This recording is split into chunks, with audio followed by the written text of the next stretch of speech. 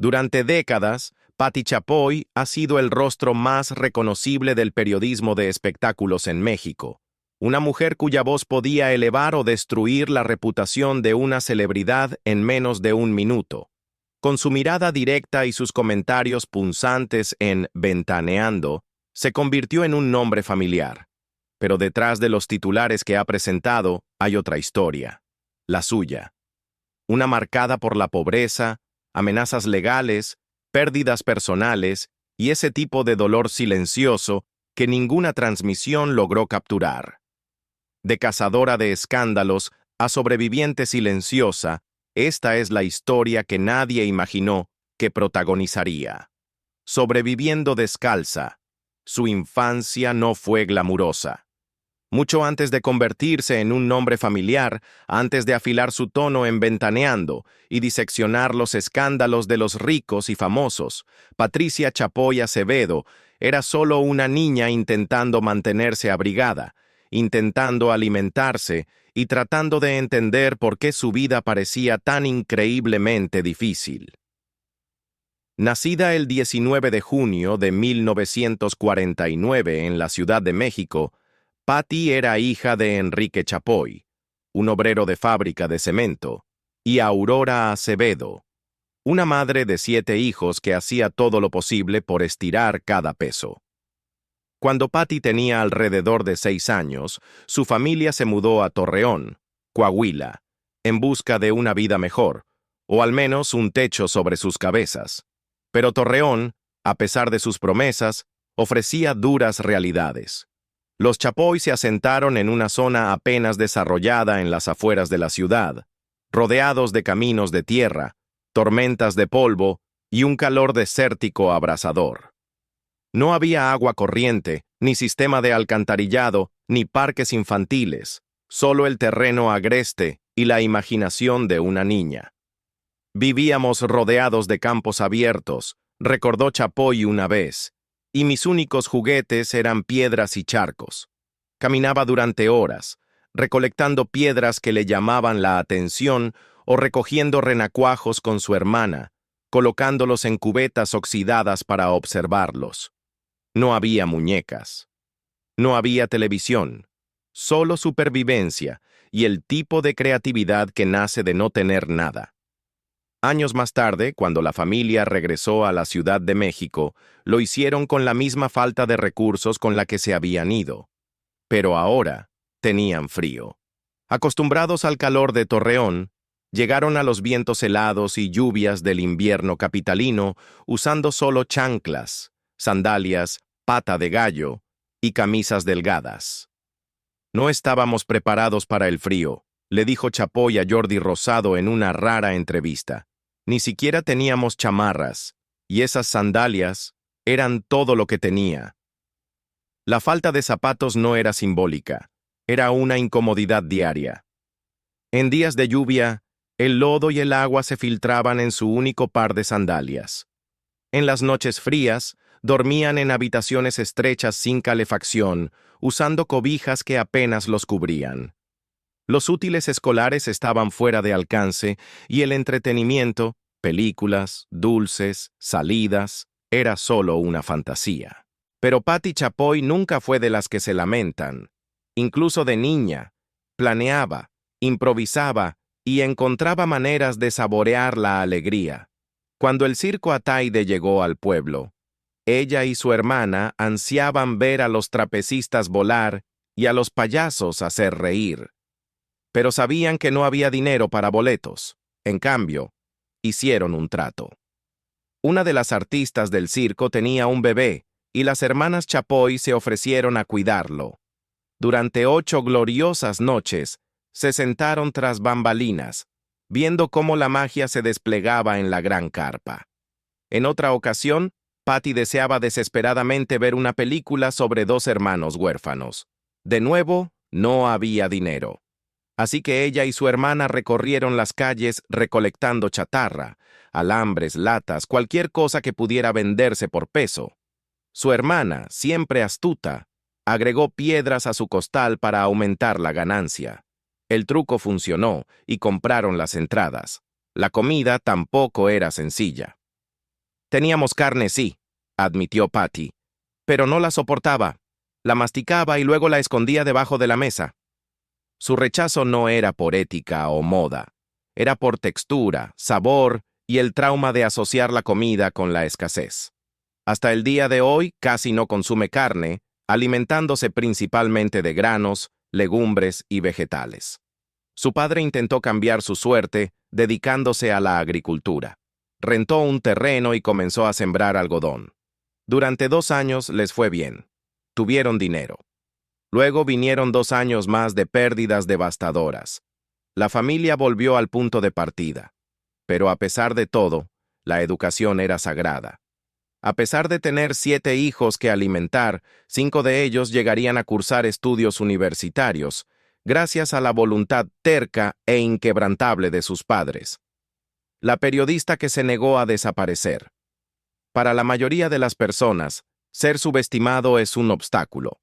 Para Patti Chapoy, fue combustible.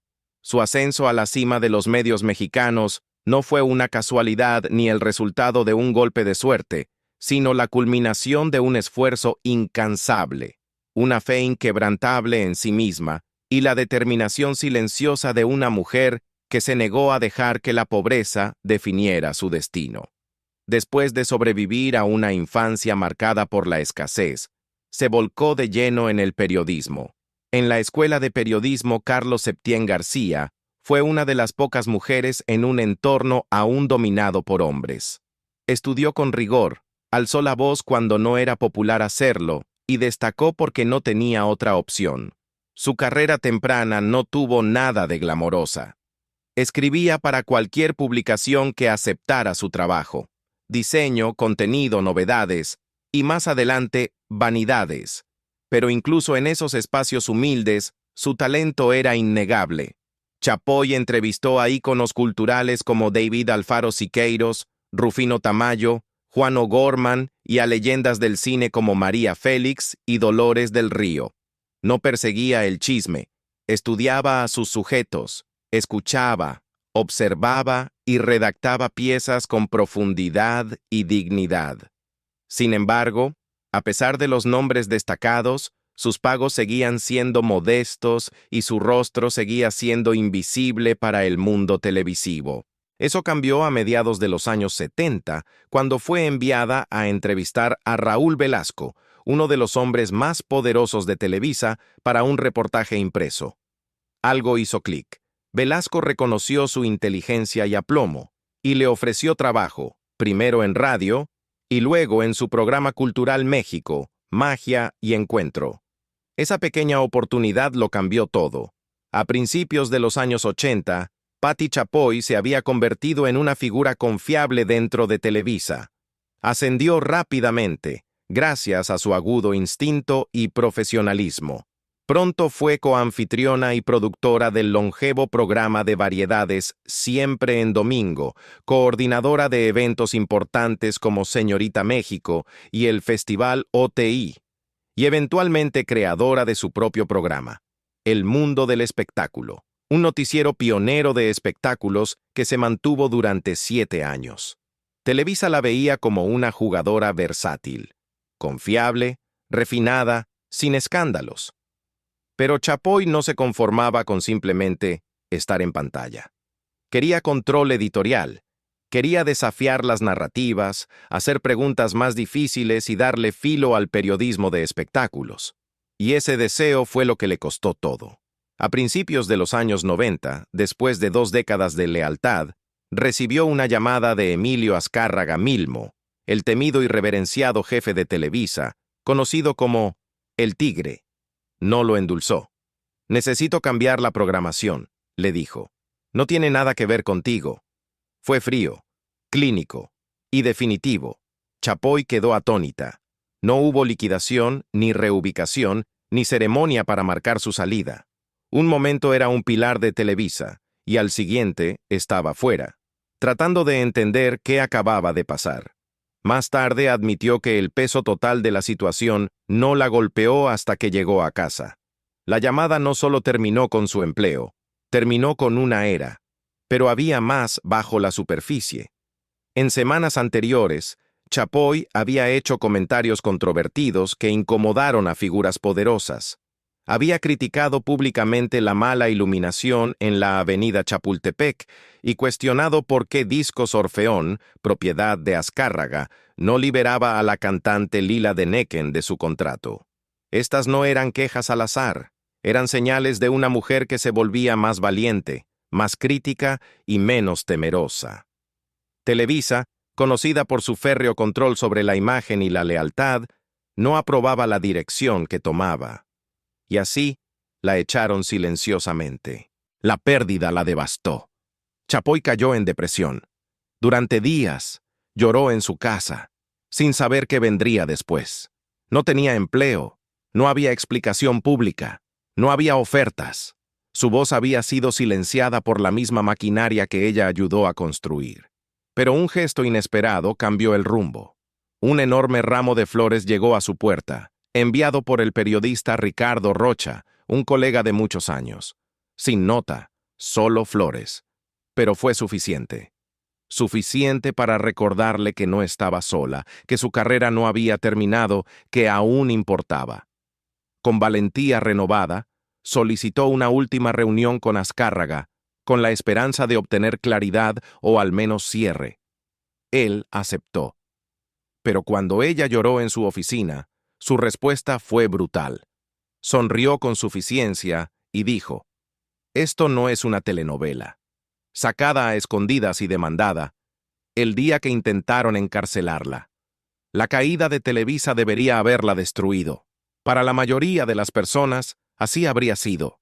Después de 20 años construyendo una carrera dentro de la máquina mediática más poderosa de México, Patti Chapoy quedó de repente fuera, desempleada, desorientada y enfrentando un panorama mediático en el que ya no encajaba. A principios de los años 90, nadie desafiaba a Televisa y salía ileso. Pero en lugar de retirarse al olvido, Chapoy se reinventó en silencio. Sin un camino claro, abrió una clínica de spa, un desvío inesperado para una mujer conocida por su trabajo en noticias duras y programación cultural. Pero esa pausa no duró mucho. En otro punto de la ciudad, Ricardo Salinas Pliego, un joven empresario ambicioso, acababa de adquirir Imevisión, la antigua cadena estatal que pronto sería renombrada como TV Azteca. Estaba construyendo algo radical, un verdadero competidor para Televisa, y necesitaba a alguien sin miedo para liderar el contenido de espectáculos. Chapoy no fue contratada como estrella. No recibió un contrato como conductora. Se unió al equipo inicial de Azteca como asesora, trabajando detrás de cámaras, rodeada de polvo, cables y escepticismo. Ayudaba en todo: producción, desarrollo, incluso barría el piso del estudio si era necesario. Pero Salinas vio lo que otros no. Sabía que el instinto de Chapoy era agudo y su credibilidad incuestionable. En 1996 lanzaron Ventaneando, un noticiero de espectáculos atrevido, sin disculpas y sin precedentes en México. No era pulido, no era deferente, y no le importaba a quién ofendiera. El programa explotó. Chapoy, junto a Pedro Sola, Marta Figueroa y Juan José Origel, creó un formato que permitía crítica aguda, chisme sin filtro y un enfoque periodístico incisivo. Por primera vez, las celebridades mexicanas no estaban protegidas por contratos de estudio ni por voceros. Nadie estaba a salvo. Y Televisa lo notó. La venganza fue rápida. En 1997, apenas un año después del estreno de Ventaneando, Chapoy fue acusada de violar la Ley Federal del Derecho de Autor, específicamente el artículo 135, por transmitir fragmentos de programas de Televisa. El concepto legal en juego era la crestomatía, una excepción establecida desde hace tiempo que permitía el uso limitado de material con derechos de autor con fines educativos, informativos o críticos. Irónicamente, la misma Televisa había utilizado crestomatía durante años sin problema. Pero ahora que Chapoy lo hacía en una cadena rival, se volvió un delito penal. El mensaje era claro. Televisa no solo estaba molesta, quería silenciarla. Chapoy aún estaba en el estudio cuando llegó la noticia. Después de terminar un episodio de Ventaneando, fue llamada a la oficina del entonces director de TV Azteca, Nacho Morales. Su rostro estaba pálido. «Pati, hay una orden de arresto en tu contra», le dijo. Pensó que era una broma. No lo era. Seguridad la sacó corriendo del edificio. La escondieron en el asiento trasero de un coche, cubierta con una manta para evitar ser vista por las autoridades que supuestamente ya estaban apostadas afuera. Horas después, helicópteros fueron enviados para recogerla discretamente de su casa, mientras agentes federales rondaban el fraccionamiento. Detrás de bambalinas, las cosas tomaron un giro surrealista. Según informes de la jornada, y luego confirmado por la propia Chapoy, incluso el Procurador General de la República, Jorge Madrazo Cuéllar, llamó a Salinas Pliego para pedirle que dejara que arrestaran a Pati, como una forma de calmar la furia de las altas esferas de Televisa. Salinas se negó. No solo la respaldó públicamente, también le proporcionó un equipo legal y apoyo total de la empresa. Vio el ataque por lo que era: político, calculado y profundamente personal. La demanda se prolongó durante 3 años agotadores. Durante ese tiempo, Ventaneando siguió al aire. Chapoy nunca se echó para atrás. Cuando le preguntaron por qué persistía a pesar de las amenazas, respondió: «No estaba haciendo nada ilegal, solo estaba haciendo mi trabajo». Finalmente, el tribunal falló a su favor. Los jueces confirmaron que el uso de los clips breves estaba dentro del marco legal de la crestomatía.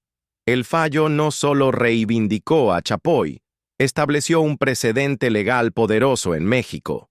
Por primera vez, quedó claro que los periodistas tenían derecho a criticar y comentar el contenido mediático, sin temor a represalias legales por parte de los mismos gigantes que lo producían.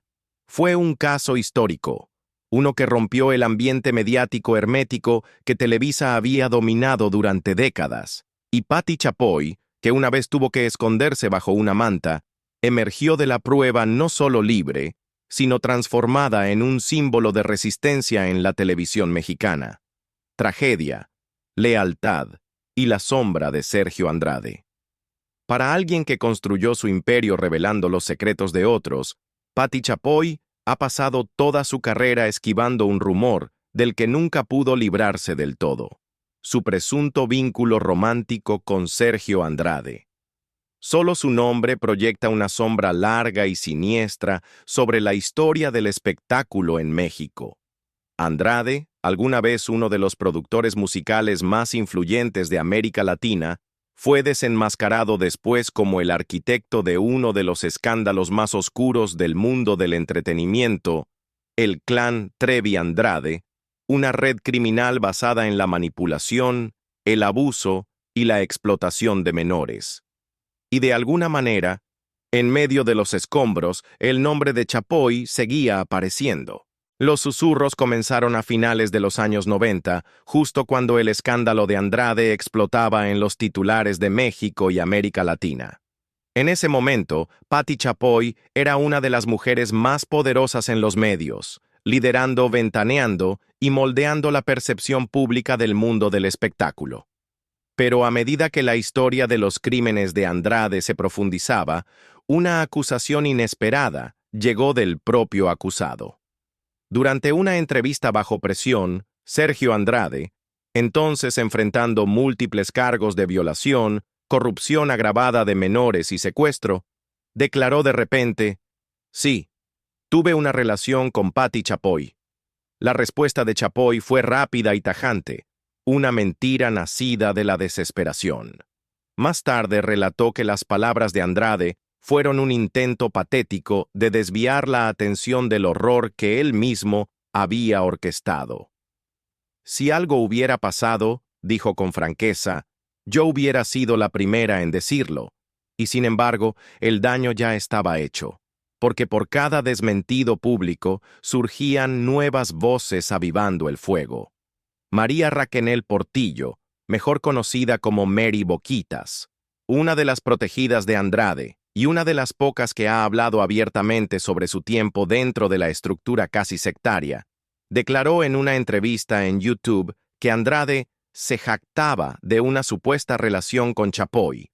Aunque admitió no saber si era cierto, agregó: "Lo decía como si fuera una medalla de orgullo". Luego vino Claudia de Icaza, periodista respetada y autora del controvertido libro Amarga Seducción, la verdadera historia de Sergio Andrade y sus Caperucitas. En él, de Icaza alegó que Chapoy y Andrade se reunieron en secreto en Cuernavaca cuando Chapoy ya estaba casada con Álvaro Dávila. La autora incluso escribió que Chapoy estaba obsesionada con Andrade y que se volvió en su contra profesionalmente después de que él rechazara sus avances. Hasta el día de hoy, Chapoy ha negado vehementemente cada aspecto de esa historia. Ha dicho públicamente que su esposo Álvaro estaba al tanto de las acusaciones y que no tenía nada que ocultar. Pero a diferencia de muchos rumores de celebridades que se apagan con el tiempo, este nunca desapareció del todo. Parte de eso se debe a la magnitud del escándalo Trevi-Andrade y parte a la profunda y pública enemistad entre Chapoy y Gloria Trevi. A principios de los años 2000, Trevi, quien estuvo presa varios años tras ser detenida en Brasil junto a Andrade, demandó por difamación a Chapoy, alegando que la periodista había realizado una campaña de desprestigio en su contra. Chapoy respondió con una contrademanda, acusando a Trevi de sustracción de menores e insistiendo en que su trabajo periodístico siempre había estado basado en investigación legítima, no en prejuicios personales. La batalla legal entre ambas mujeres poderosas se convirtió en un espectáculo mediático. Durante años, el caso se arrastró. En 2021, surgió la noticia de un posible acuerdo por 180 millones de pesos, aunque nunca se confirmó si alguna de las partes ganó o si los juicios seguían en curso. Lo que sí quedó claro es que esta disputa había ido mucho más allá del periodismo. Era personal, legal y brutal. A lo largo de todo esto, Patti Chapoy mantuvo una compostura pública casi férrea. En cámara seguía siendo aguda y serena. Fuera de cámara, pocos podían saber el costo emocional que le habían cobrado los años de acusaciones, litigios y especulación. Para alguien que se enorgullece de controlar la narrativa, Chapoy se había convertido en la narrativa, escrutada de la misma forma en que ella lo hizo con otros durante décadas. Una vez dijo: "Lo que importa es que la gente respete lo que has construido". Pero el respeto tiene un precio, especialmente cuando se está en el centro del poder en una industria donde la verdad y la percepción a menudo chocan. Ya sea que los rumores nacieran de venganza, celos o algo más turbio, han seguido a Chapoy por décadas. Y en el tribunal de la opinión pública, el silencio no siempre borra un nombre. Amor, pérdida y el peso de las despedidas silenciosas. No todo en la vida de Chapoy ha sido escándalo o ambición. Algunas partes son más calladas y más tristes. Cuando era estudiante de periodismo, se enamoró de dos chicos. Uno era el hermano de una compañera de clase. Pero ninguno de esos amores floreció. Estaba enfocada en su trabajo, en convertirse en alguien. Años después, ambos hombres murieron trágicamente. Nunca los olvidó. En 1976, Chapoy pasó la Navidad en Guadalajara con la familia del cantante y ejecutivo musical Álvaro Dávila. Él le propuso matrimonio. A ella le pareció muy pronto, pero se casaron 3 meses después. No tenían dinero. Álvaro tuvo que pagar para salir de su disquera. Su boda fue financiada por un amigo. Dormían en el suelo de una casa rentada sin cama, sin estufa, sin refrigerador. Chapoy convirtió rebozos oaxaqueños en cortinas y cojines. Su padre carpintero les construyó un librero. 47 años después, siguen juntos. Pero el tiempo pasa factura. En 2023, Chapoy reveló que sufre de fascitis plantar, una condición dolorosa en su pie izquierdo. Su ausencia de Ventaneando desató rumores de muerte. Algunos decían que estaba hospitalizada, otros que había fallecido. Regresó al aire usando tenis y aclaró: ni infarto ni hospital. Estoy bien. Pero en sus propias palabras, la vida no la tenemos comprada. Ya ha hablado públicamente sobre sus deseos finales. Si muere en el set, no quiere que corten cámaras. Quiere que el programa siga. Ese, dice, es su legado. Y en febrero de 2025 llegó otro golpe. Su compañero de conducción y amigo cercano, Daniel Bisoño, murió tras complicaciones de un trasplante de hígado. Aunque no asistió a su funeral televisado, lo que desató especulaciones en línea, más tarde se reveló que ella había pagado en silencio más de 4 millones de pesos para cubrir sus deudas médicas. Nunca lo mencionó. Otros lo hicieron. Muy pocos harían eso, dijo un periodista. Ella simplemente lo hizo, sin aplausos, sin necesidad de decirlo. Tal vez así ama, en silencio, profundamente y sin buscar crédito. Pero la pérdida se acumula. Y tras una vida documentando las tragedias de otros, ahora Chapoy carga con las suyas. Ha contado tantas historias, pero ¿esperabas que la suya fuera así de dramática? ¿Qué parte de la historia de Patti Chapoy te llamó más la atención? Cuéntanos en los comentarios y si te gustó este video, no olvides darle like, compartir y suscribirte para más contenido.